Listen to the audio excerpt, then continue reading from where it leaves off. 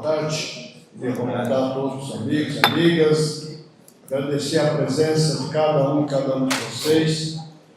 Eu pedi para o prefeito falar 2 minutos, mas o prefeito Heber disse que não deseja falar, mas se quiser falar, ainda está em tempo, prefeito. Quero agradecer aqui para o Augusto, cumprimentar também o presidente da Cooperativa Minas Sul, o Marcos, que se presença também, amigos e amigas, nossos deputados, cumprimentar a Poliana, cumprimentar todas as mulheres aqui presentes, enaltecer também o papel da mulher em todos os segmentos da economia brasileira, em particular no caso aqui do café. Ganhei lá um kit de café produzido pelas mulheres, já, não queria agradecer. Não vou nominar todos os companheiros da mesa aqui, para a gente ganhar tempo. Vou falar para vocês. Eu nasci na roça. Meu pai e mãe, meu pai e minha mãe, pais de 14 filhos, 10 homens, 4 meninas, muitos braços naquele momento para puxar enxada do início. E era meieiro, Rio Calazans. Depois de meieiro, ele comprou o seu primeiro pedaço de terra. Ironicamente, esse pedaço de terra comprou sem nenhum centavo. E lá na região de Santa Fé do Sul, na verdade, cidade de Santa Rita do Oeste, estrada 7. Por 7 alqueires, 3 quartos. Mas ele não centavo para cá. O cara que vendeu, falou assim: Lourenço, gosto muito da família, tem esses meninos aí sofrendo, eu vou te vender essa terra, quando você puder, você paga o que puder. Ironicamente, um pedaço de café. Muito pequeno. Mas era muito fraco. Ele cortou tudo, tirou tudo. E plantou do barranco da estrada até o papel, plantou algodão de cima e embaixo. 2 colheitas de algodão pagou no sítio. Parece uma bênção. Nós compramos mais um pedacinho de terra, enfim. Eu cresci lá. Me lembro andando a primeira vez, correndo atrás dessa linha lá, me lembro dessa imagem lá. E puxei enxada. O pessoal dos auditores fiscais, né, que não gosta do ponto, porque eu comecei a trabalhar na roça aos 6 anos de idade, antes para a escola aos 7, radiando algodão. Mas crianças 6 anos, elas sabem radiar algodão. Com que mais, um espaço maior de idade, eu venho puxando a orelha, eu já aprendi logo, porque era qual era a distância. E trabalhava, se ia na escola de manhã, à tarde ia para a roça. Se a escola era à tarde, de manhã ia para a roça. Essa era a regra. Evidentemente que hoje não vale mais isso. Nós estamos no processo de evolução. Portanto, as crianças têm direitos, as mulheres têm direitos, a juventude tem direitos, as famílias têm direitos. As famílias sem renda têm direitos, Bolsa Família. Então, é assim, nós construímos um país diferenciado da década de 60 para cá. Não pode não parecer, mas eu tenho 65 anos de idade. E nós evoluímos muito. Em 2005, eu fui ministro do Trabalho, presidente do novo governo, de julho, 14 de julho de 2005 a 29 de março de 2007. Depois de março de 2007 a 4 de julho de 2008, eu fui ministro da Previdência. E aí me afastei, contrariando o presidente Lula para ser prefeito de São Bernardo do Campo, fui prefeito 8 anos. E agora voltei a ser ministro. Mas lá em 2005, nós tínhamos uma situação, e quando se fala das fiscalizações e do combate que nós estamos fazendo de maneira severa, o combate ao trabalho na escravidão, não significa que a gente enxerga aqui esse problema. Tá certo? Tem que diferenciar. Agora, quando você vai com uma ação como essa, você não pode ter cara limpa e sorriso no rosto, porque às vezes você encontra capangas armados. É o caso que aconteceu com a execução daqueles auditores fiscais de Maí, né, que agora, recentemente, os mandatários foram presos. Aconteceu em Mato Grosso, em 2005 para 2006, uma fiscalização de uma fazenda lá que recebeu uma denúncia de trabalho escravo. O fazendeiro tinha uma boa relação com a polícia militar do Estado, acionou a polícia, os auditores foram recebidos a tiro pela polícia militar. Se não tivesse acompanhado os agentes da Polícia Federal, poderia ter tido morte.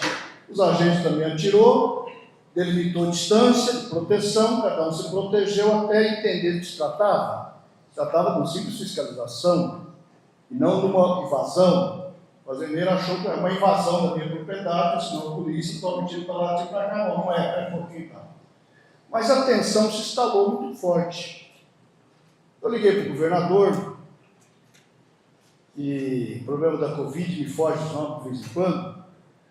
Nosso governador, o rei da soja, Cláudio Matos. Liguei para o governador, aconteceu isso, queríamos reunir com a CONATRAI aí, Conselho Nacional de Combate ao Trabalho Escravo. Claro, fomos lá. Quando iniciou o trabalho, o governador abriu o encontro, ele fez referências do seguinte: olha, ministros, estava eu e o ministro Direitos Paulo, junto com todos os conselheiros, ele disse: olha, o OIT estava presente, disse: olha, vocês precisam compreender que a legislação do urbano não serve para a legislação assim, no campo. O que serve no campo, lá no urbano, pode aqui parecer trabalho na área da escravidão, mas não é. Não tem trabalho escravo aqui em Mato Grosso. Ele falou, aí ele ia se retirar, eu falei: governador, por gentileza, o senhor pode observar as imagens capturadas aqui no seu estado, no seu governo, para ver se essa fala tua guarda alguma referência, ou se nós estamos falando de uma outra coisa. Ele falou: claro. Começou a botar as imagens. Quando terminou as imagens, falou: ministro, o senhor me perdoe, mas eu posso usar a palavra de novo? Claro. Eu não conhecia essa realidade do meu estado. Eu não deixo o meu cachorro ser tratado desse jeito que esses seres humanos foram tratados. Mas eram os trabalhadores da soja que ele está acostumado? Não. Eram os trabalhadores da agropecuária. Gado. Eram os desmatadores. Desmatavam e submetiam os trabalhadores em condições de análogas à escravidão. Só eu não conhecia essa realidade. Mas se o ministro me permitir, eu quero ser parceiro para eliminar aqui do Estado. E foi um baita parceiro. O governador foi um baita parceiro para resolver aquela situação. O que nós estamos falando, então, quando a gente fala disso, é de uma outra coisa. Aqui, o que nós estamos é para dar mais um passo no estágio que nós nos encontramos. Que é isso que os nossos deputados aqui falaram, que é isso que os oradores todos falaram. Nós desejamos que a nossa experiência aqui em Cochupé seja uma experiência que sirva para energizar outras regiões do estado e do país, para a gente virar essa página da vergonha brasileira, que ainda existe. E resolvendo algumas lendas que existem também. Tem algumas lendas, nós temos que virar essa página das lendas e aperfeiçoar o processo. Então, é disso que nós estamos falando. Então, os deputados, quando forem me abordar lá, falar desse assunto, eu falei: estamos juntos nesse processo. O Silas, quando veio trazer o dilema dos produtores de café, que olha, eu não consigo assinar as carteiras profissionais, formalizar, porque os trabalhadores acham que vão perder o Bolsa Família. Tem uma lei aqui sendo adaptada, mas, inclusive, na realidade de hoje, os trabalhadores que têm o Bolsa Família não perderá o seu benefício ao assinar a carteira de trabalho. Não perderá.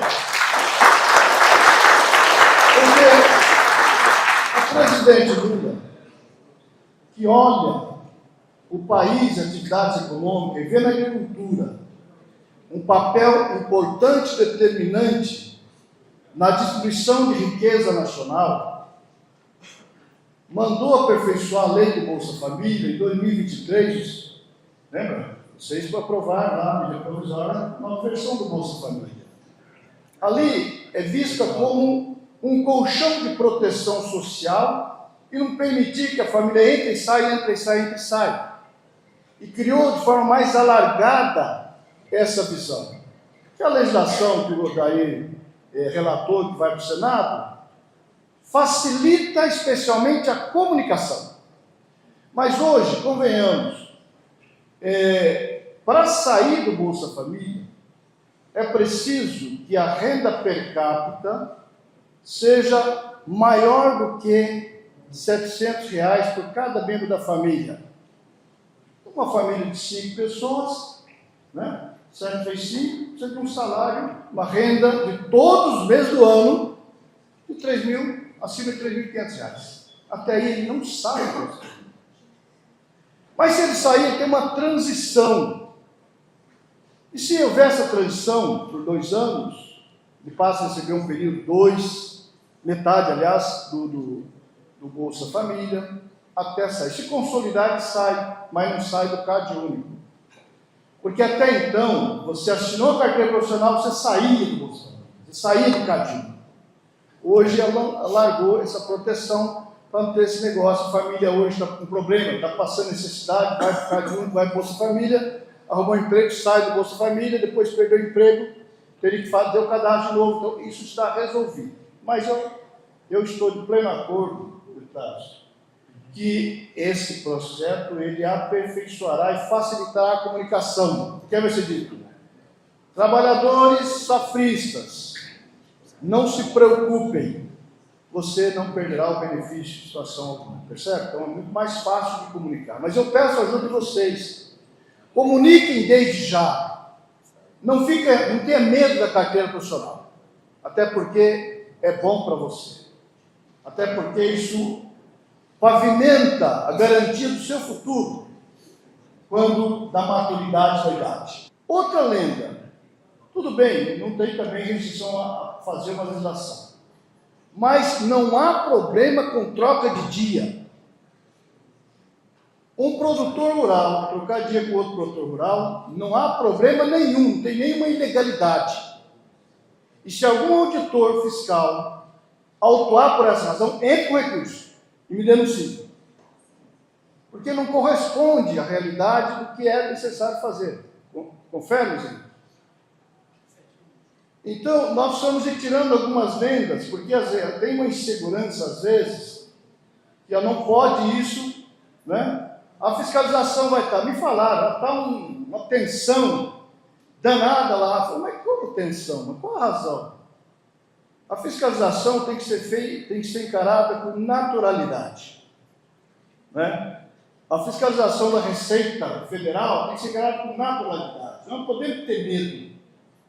Alguém que tenha medo, fala, eu estou cometendo uma ilegalidade. Agora, se você está no trânsito, correndo a 200 por hora, foi parado numa blitz, é lógico, tá certo? Agora, se a velocidade é 80, você está andando 80, parado numa blitz, não tem problema nenhum. Você não encheu a cara, não encheu o pandu de cachaça, não tem problema nenhum você parar numa blitz. Tomei uns goró, vixe, lascou. Então, é a mesma coisa, nós temos que encarar desse jeito. É evidente.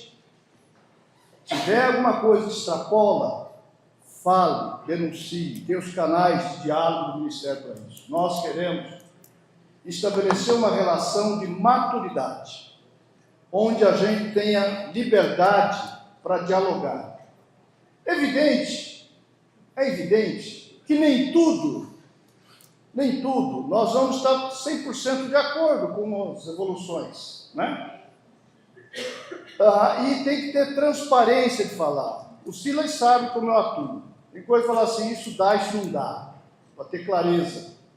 Eu gosto muito da ideia de pensar esse debate. Assim, nós necessitamos de importar mão de obra de outros estados. Então vamos fazer uma padronização, né? E Luiz Felipe, nosso secretário de inspeção, está ali. O Calazans está aqui, nosso superintendente, e nós temos obrigação de estar à disposição de vocês para dialogar e orientar, né? Então, aprofundar esse debate, mostrar, olha, vocês fazem um piloto aí e falam, vem cá ver se isso está adequado. Vamos lá ver se está adequado, adequa aqui, adequa para lá. Ou seja, o que precisa? Água potável? Precisa. Está certo? Condições sanitárias? Precisa. Vamos pensar nessas adequações. Como pensar na preservação dos direitos humanos, as pessoas têm que preservar o seu direito, homens e mulheres. Como preservar, né, a criança e o adolescente? Como preservar esses direitos básicos da humanidade? Então, eu tenho certeza que nós estaremos plenamente em sintonia com os valores humanos que a sociedade brasileira deseja preservar.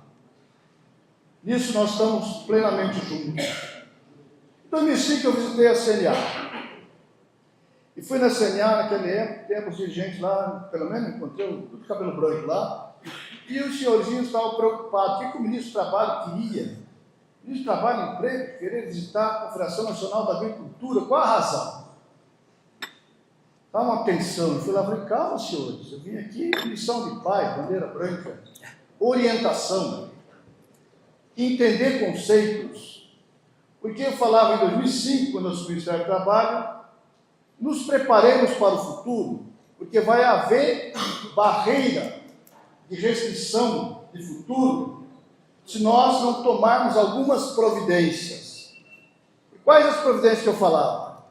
Trabalho infantil, trabalho forçado, precário e restrição ambiental. Nós vamos ter que começar a nos preparar para isso. 2005, falava lá na CNA. Aí relaxou, tal, algumas coisas. Mas é que é exagerado, não é exagerado. E começamos a dialogar em 2005. Eu fui ministro até 2007, saí, e muitas coisas aconteceram. Inclusive, o fim do ministério, que agora nós estamos reconstruindo. Na verdade, reconstruindo o Ministério do Trabalho e Emprego, porque o governo anterior destruiu. Desconstruiu, desmontou, enfim. Eu quero isso para trazer uma mensagem de tranquilidade para a gente construir juntos esse processo, porque a produção de café, assim como tantas outras produções, é altamente importante, estratégica para a economia brasileira. Garantir, como foi dito aqui, que o pequeno produtor, que a pequena produtora tenha condições de se manter na agricultura é fundamental para a alimentação do Brasil e a sustentabilidade do país, nas atividades econômicas. Pensar nas gerações futuras que venham suceder as atuais gerações é importante. Então nós temos que criar um ambiente agradável e não ser um processo sofrível, não é? Ninguém quer ficar trabalhando com sofrimento, só quer trabalhar com satisfação, com felicidade. E é o que os senhores fazem aqui. Mas, quando me foi falado da cooperativa, eu falei, vamos lá visitar, porque é um ícone de ser a maior cooperativa do mundo para a produção de café, com a grande maioria de pequenos produtores e produtoras. Isso é muito importante. É por essa razão que o nosso governo preserva tanto os debates dos planos de safras, tanto para o agro, grande produtor, como o pequeno produtor. Como que a gente garanta acesso para todos os segmentos de produção rural para que tenha condições de produzir.